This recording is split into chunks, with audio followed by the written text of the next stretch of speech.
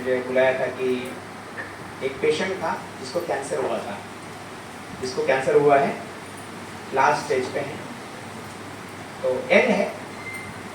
तो मैं गया तो उनका अवस्था देखा तो थोड़ा सा ये होता ही है, लेकिन अभी देखिए, अभी जैसे कहा है कि व्याधि हमारे हाथ में है क्या? है क्या हमारे हाथ में? है भी नहीं भी। हम लोग गलत चीज करेंगे तो व्याधि आएगी, बराबर है ना? और जितना हम लोग लाइफस्टाइल चेंज करेंगे, जितना अच्छे तरीके से जीने का कोशिश करेंगे, उतना कम होगा परसेंटेज में, बराबर है? आ सकते हैं, ऐसे नहीं बोलो, लेकिन परसेंटेज में कम होगा। तो अभी हमें ये देखना है कि देखिए, ये दो तरीके हैं। हमें एक तो हमें जन्म और मृत्यु तो दोनों पता नहीं है। जन्म मृत्यु जरा व्याधि चार ये है ना।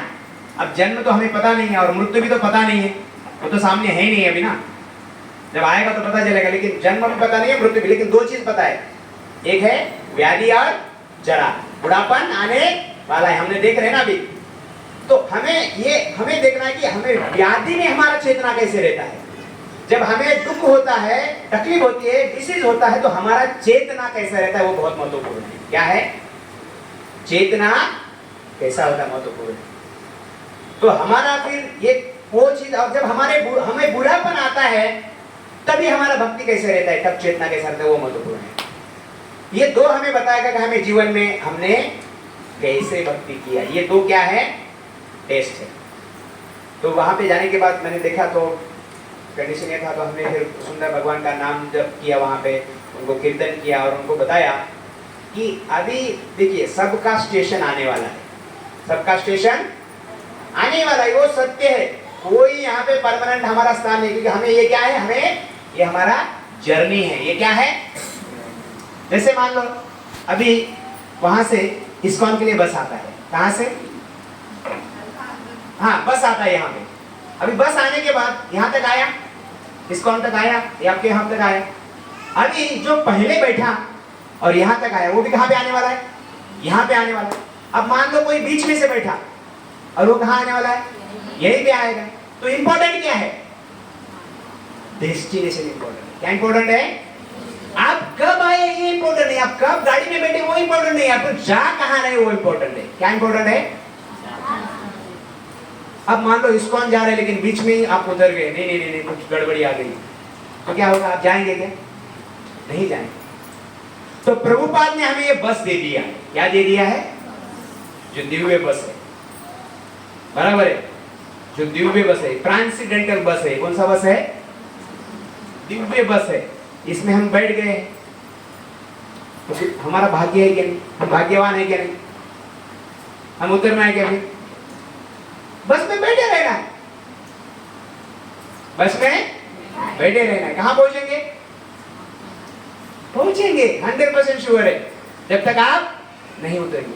तो हमें कुछ भी हो, ये 100% याद रखना कि बस में बैठ के रहना है। हाँ, हमें जब हमारा जब आएगा, जैसे मैंने कहा था कि हमारा जब समय आएगा तो कुछ किसी फॉर्म में, कैंसर के फॉर्म में आ सकता है, किसी और बीमारी के रूप में आ सकता है, क्योंकि उसको तो नाम होता है ना। मृत्यु कोई ऐसा ऑटोमेटिक नहीं है, उसको कुछ क्या रहता है, वो कुछ रूप लेके आता है, कुछ नाम लेके आता है, किस चीज का।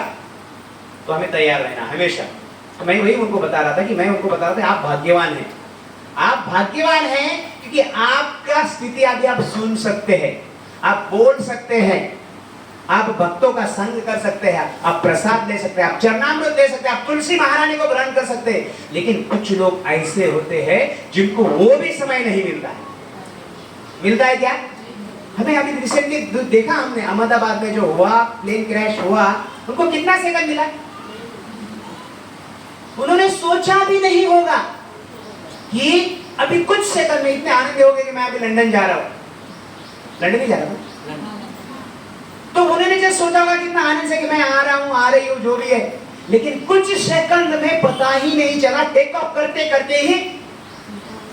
तो हमें भाग्यवान से, चाहे हमारे जीवन में कुछ भी बीमारी हो, कुछ भी तकलीफ हो, आएगी।